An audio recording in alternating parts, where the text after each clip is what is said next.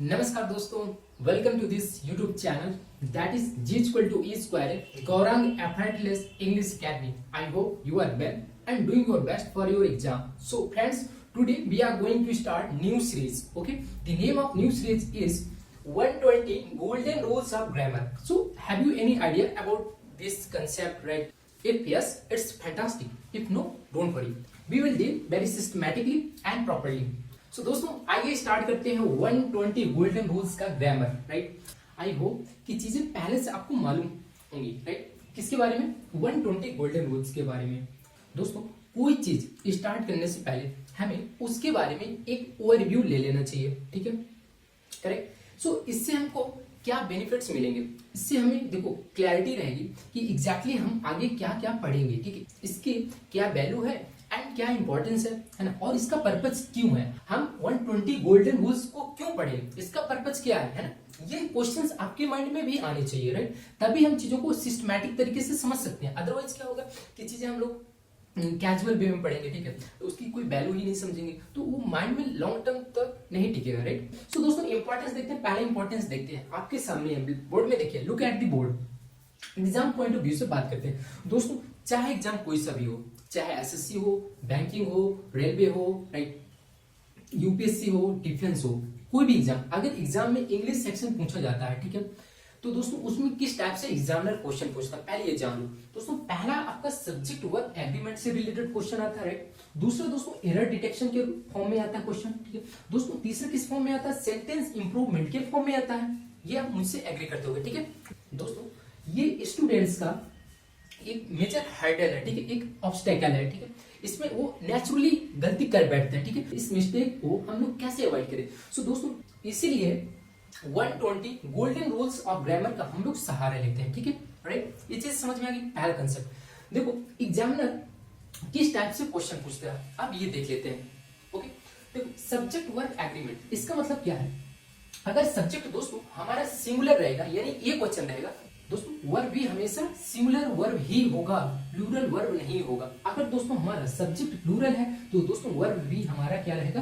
Plural रहेगा। इसी को दोस्तों बोलते हैं हम लोग क्या? सब्जेक्ट वर्ब एग्रीमेंट बोलते हैं, राइट। समझ में आ गया। नंबर 2, वो एक सेंटेंस दे देगा, उसमें दोस्तों वर्ब की जगह देखो वर्ब प्लूरल कर देगा, सब्जेक्ट क्या कर देगा दोस्तों? सिंगुलर कर देगा। तो अब आपको उसमें क्या करना है? एरर फाइंड करना पड़ेगा कि पर्टिकुलर किस पार्ट में एरर है ना। इस टाइप से क्वेश्चन आते हैं एग्जाम में। ओके, दूसरा देखते हैं दोस्तों एरर डिटेक्शन। कोई एक सेंटेंस देगा, उसमें 4 पार्ट दे रहेंगे ए बी सी डी, उसमें दोस्तों आपको फाइंड करना है कि पर्टिकुलर किस पार्ट में एरर है ना। एरर टाइप से भी क्वेश्चन आते हैं एग्जाम में। तीसरा क्या दोस्तों? Sentence improvement. सेंटेंस इंप्रूवमेंट में भी एक सेंटेंस दिया रहेगा और 4 ऑप्शंस दिए रहेगा और उसमें अंडरलाइन पार्ट दिया रहेगा, ठीक है, जिसमें हमको क्या करना है? सेंटेंस इंप्रूवमेंट करना है, ठीक है। एरर पता है कि इस पार्ट में एरर है, लेकिन ऑप्शंस दिए रहेंगे 1 ए बी सी डी, तो उसमें आपको क्या करना है? चूज करना है, राइट ऑप्शन चूज करना है, ठीक है। उम्मीद करता हूं कि ये चीजें समझ में आ गई होंगी, ठीक है। अब देखते हैं दोस्तों सेकंड पॉइंट। तो दोस्तों ये स्ट्रांग फाउंडेशन क्रिएट करता है फॉर एडवांस इंग्लिश के लिए। दोस्तों देखो बात कुछ ऐसी है, जब इंग्लिश की बात आती है, अगर कोई आपके सामने व्यक्ति खड़ा है, ठीक है, अगर वो सपोज करो कुछ वर्ड्स बोल दे, ठीक है, कुछ सेंटेंसेस बोल दे, राइट, तो हम उसको क्या समझते हैं? उसको हम लोग समझते हैं कि ये पर्सन इज वेरी एजुकेटेड, है ना, बैकग्राउंड उसका बहुत एजुकेटेड है ना, अच्छे इन्वायरमेंट से आया है ना। दोस्तों ये आज का इसका इम्पैक्ट है ग्रामर का, यू नो, इंग्लिश लैंग्वेज का। सो दोस्तों देखो हम लोग इंग्लिश लैंग्वेज कैसे सीखते हैं, उसका एक क्या प्रोसीजर रहता है? उसको दोस्तों इंग्लिश लैंग्वेज को दोस्तों सीखने का 4 प्रोसीजर रहता है। उसको हम बोलते हैं 4 पिलर्स ऑफ द लैंग्वेज, ठीक है। वो क्या क्या है दोस्तों? Reading, writing, listening and speaking. दोस्तों ये 4 पिलर्स है, इसी 4 पिलर्स पे आपकी इंग्लिश लैंग्वेज टिकी हुई है, ठीक है। इसी के आधार पर आपका भाषा का, अगर दोस्तों इसके बारे में आइडिया नहीं है दोस्तों, तो आप कैसे चीजों को सीख पाओगे, भाषा को कैसे आप सीख पाओगे? I think there is no possibility to learn about language without foundation. तो दोस्तों ये पिलर्स हैं, 4 पिलर्स। अगर आपकी रीडिंग अच्छी रहेगी, ठीक है, रीडिंग कब अच्छी रहेगी? देखो सपोज करो द हिंदू न्यूज़पेपर एक मेजर ऑब्स्टेकल है, ठीक है, स्टूडेंट्स के लिए, those who are preparing for exam, correct. तो अगर हमको ग्रामर्स के बेसिक्स पता रहेंगे, ठीक है, फाउंडेशन पता रहेंगे, तब हम चीजें इजीली तरीके से क्या कर सकते हैं? उसको रीड कर पाएंगे, अंडरस्टैंड कर पाएंगे, है ना। बात मानते हो नहीं मानते हो आप? ठीक, इसी तरीके से देखो जब रीडिंग अच्छी आ जाएगी तो हम लोग राइटिंग भी करना स्टार्ट कर ले जाएंगे, है ना।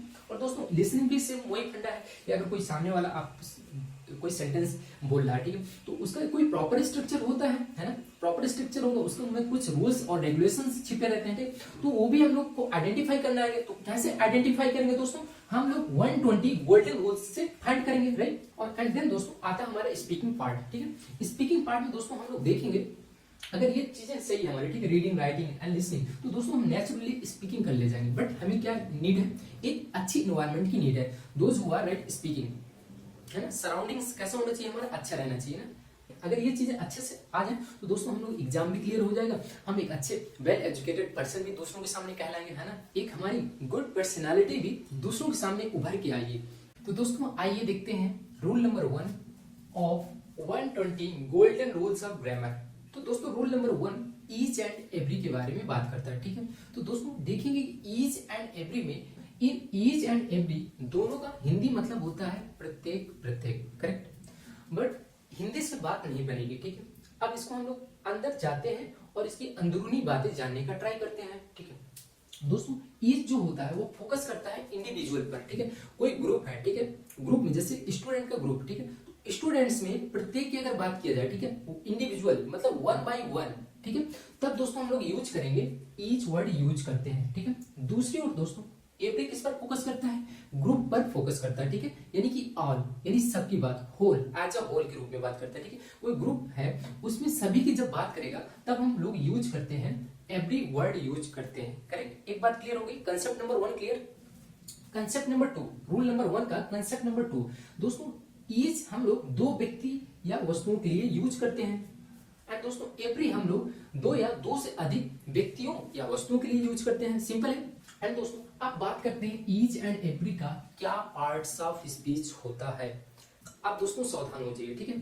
जो ईच वर्ड है, ठीक है, ये दोस्तों प्रोनाउन भी होता है एंड एडजेक्टिव भी होता है, ठीक है। इसका पार्ट्स ऑफ स्पीच क्या होता है, प्रोनाउन भी होता है एंड एडजेक्टिव भी होता है, ठीक है।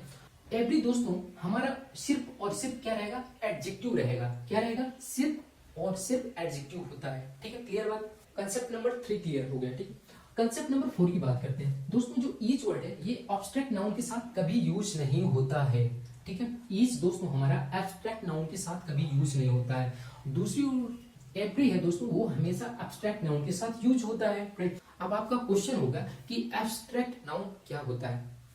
दोस्तों एब्स्ट्रैक्ट नाउन को हम लोग उसको ना तो हम टच कर सकते हैं, ना उसको हम देख सकते हैं, ना उसको हम मेजरमेंट कर सकते हैं, ठीक है। जैसे फॉर एग्जांपल एब्स्ट्रैक्ट नाउन का जैसे लव, लव को दोस्तों हम लोग, प्यार को हम लोग सिर्फ फील करते हैं, ना कि उसको टच करते हैं, ना उसको देख सकते हैं, है ना। जैसे हो गई गरीबी, तो गरीबी सिर्फ दोस्तों फील की जाती है ना, उसको हम लोग टच नहीं करेंगे, है ना, कि देख लें कि ठंडा है कि गर्म है ना, उसको टच नहीं कर सकते हैं, करेक्ट। ये मतलब होता है एब्स्ट्रैक्ट नाउन, यानी कि भाववाचक संज्ञा, करेक्ट, सिंपल है। हालांकि एग्जाम के पॉइंट ऑफ व्यू से सारे हैं, ये तो एक बेसिक डिफरेंस हो गया। अब देखो जो कंसेप्ट नंबर 4 एंड 5 है वो काफी इंटरेस्टिंग है, ठीक है। एग्जामिनर यहीं से क्या करता है, क्वेश्चन पुट अप करता है, ठीक है। उसको बहुत क्लियर तरीके से देखो और ट्राई टू अंडरस्टैंड, करेक्ट। दोस्तों ईच, एवरी, ईदर, नीदर, ये दोस्तों 4 वर्ड है, ठीक है। ये दोस्तों हमेशा अपने बाद सिंगुलर वर्ब लेंगे एंड दोस्तों सिंगुलर एडजेक्टिव लेंगे। क्या लेंगे, सिंगुलर वर्ब लेते हैं एंड सिंगुलर एडजेक्टिव लेते हैं, करेक्ट। ये दोस्तों कभी ना तो प्लूरल वर्ब लेंगे ना प्लूरल एडजेक्टिव लेते हैं, ध्यान रखना, ना कभी प्लूरल वर्ब लेंगे ना प्लूरल एडजेक्टिव लेंगे। क्या लेंगे, सिर्फ और सिर्फ सिंगुलर वर्ब लेंगे और सिंगुलर एडजेक्टिव लेते हैं, ठीक है। क्लियर बात, उम्मीद करता हूं कि 4 कंसेप्ट क्लियर हो गए होंगे आपके, राइट। दोस्तों डोंट वरी, हम इसको एग्जाम्पल के साथ देखेंगे तो और एक अच्छी क्लैरिटी आ जाएगी, ठीक है। तो दोस्तों अब बात करते हैं कंसेप्ट नंबर 5, ठीक है। Rule number 1 that is each and every का कंसेप्ट नंबर 5 क्या होता है, आइए उसको देखते हैं। देखो कंसेप्ट नंबर जो 5 है वो नाउन से रिलेटेड है, ठीक है। ईच के बाद अगर नाउन आता है तो हमेशा कैसा नाउन रहेगा, सिंगुलर रहेगा, यानी एक वचन के फॉर्म में रहेगा, वो कभी प्लूरल नहीं बनेगा, ओके, राइट। ये दोस्तों एरर, दोस्तों एग्जामिनर क्या करेगा, यहाँ प्लूरल फॉर्म दे देगा, ठीक है, नाउन का, तो आपका एरर हो जाएगा, ठीक है। अब दूसरा देखते हैं, अगर दोस्तों ईच के बाद ऑफ आता है, ठीक है, ऑफ और ऑफ के बाद ये नाउन आएगा, ठीक है, तो दोस्तों ये हमेशा क्या रहेगा, प्लूरल रहेगा, सिंगुलर कभी नहीं हो सकता। एग्जामिनर क्या करेगा कि यहाँ सिंगुलर दे देगा, ठीक है, यहाँ ऑफ लगा है ना, तो गलत हो जाएगा, ठीक है।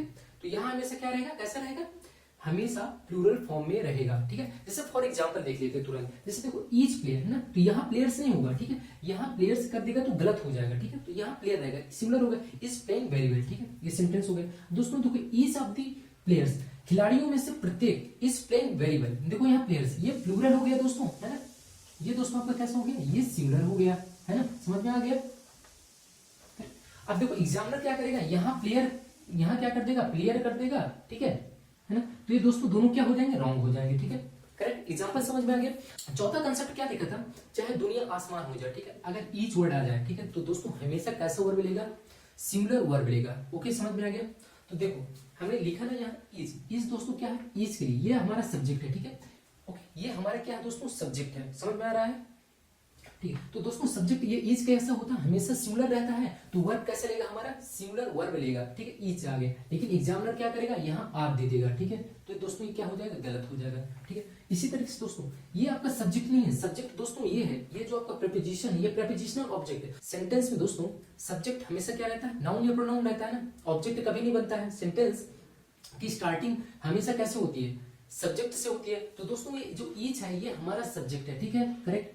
तो सब्जेक्ट हमारे ईच क्या होता है, या तो एडजेक्टिव होगा या प्रोनाउन होगा। तो सेंटेंस की शुरुआत हमेशा सब्जेक्ट से होती है, ठीक है। तो दोस्तों सब्जेक्ट हमेशा क्या रहेगा, या तो नाउन रहेगा या प्रोनाउन रहेगा, ठीक है, एडजेक्टिव कभी नहीं होता है, ठीक है। नाउन को क्वालिफाई करने के लिए हम लोग एडजेक्टिव लगाते हैं, ठीक है, करेक्ट। लेकिन नाउन मस्ट है, ठीक है, सब्जेक्ट बनने के लिए, या तो नाउन रहेगा या प्रोनाउन। तो दोस्तों ये ईच हमारा क्या है, ये प्रोनाउन है, एडजेक्टिव नहीं है। हालांकि ये एडजेक्टिव भी होता है, ठीक है, डाउट नहीं होना चाहिए, ठीक है। सब्जेक्ट हमेशा नाउन या प्रोनाउन होता है, एडजेक्टिव कभी नहीं होता, ठीक है, करेक्ट। तो ये हमेशा क्या रहेगा, ये आपका ईच क्या है, प्रोनाउन है, नाउन नहीं है, ठीक है। तो ये आपका सब्जेक्ट बन गया, ठीक है, ये आपका सिंगुलर रहता है। तो इसलिए वर्ब देखो कैसा है, ये ईच हमारा सिंगुलर सब्जेक्ट है, तो वर्ब कैसा लेता है, हमेशा सिंगुलर वर्ब लेता है, राइट। समझ में आ गया, उम्मीद करता हूँ कि ये दोनों समझ में आ गए होंगे कंसेप्ट, ठीक है। तो एग्जामिनर कुछ इसी तरीके से इसमें कुछ एरर निकालता है, ठीक है, और बताता है कि, और पूछता है कि बताइए इन सभी पार्ट में क्या करेक्शन करनी। तो उम्मीद करता हूँ ये चीज समझ में आ गई होगी, ठीक है, राइट। ये प्रोनाउन। अब दोस्तों अगर हम लोग ईच का एडजेक्टिव फॉर्म देखें, ठीक है, दोस्तों देखते हैं ये सेंटेंस।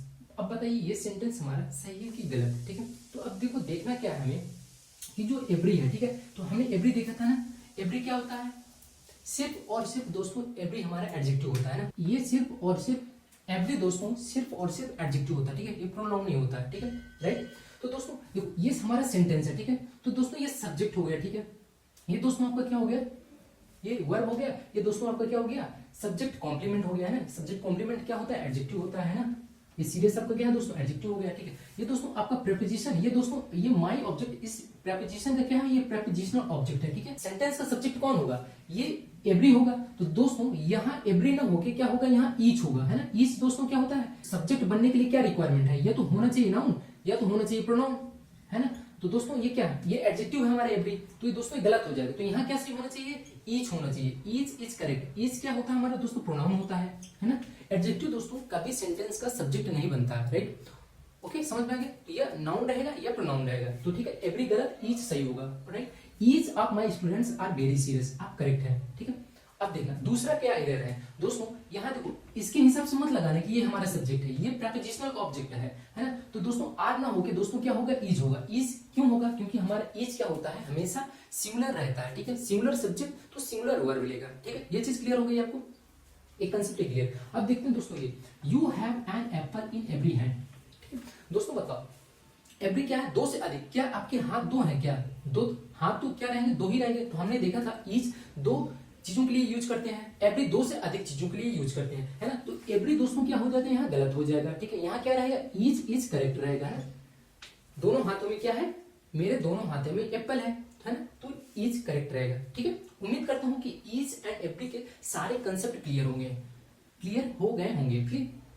उम्मीद करता हूं कि ईच एंड एवरी के सारे कंसेप्ट क्लियर हो गए होंगे विद एग्जांपल्स, ठीक है। इनके सही आंसर कर सकते हो एग्जाम में। थैंक यू वेरी मच, मिलते हैं नेक्स्ट वीडियो में विद नेक्स्ट रूल के साथ। Thank you very much, take care of you.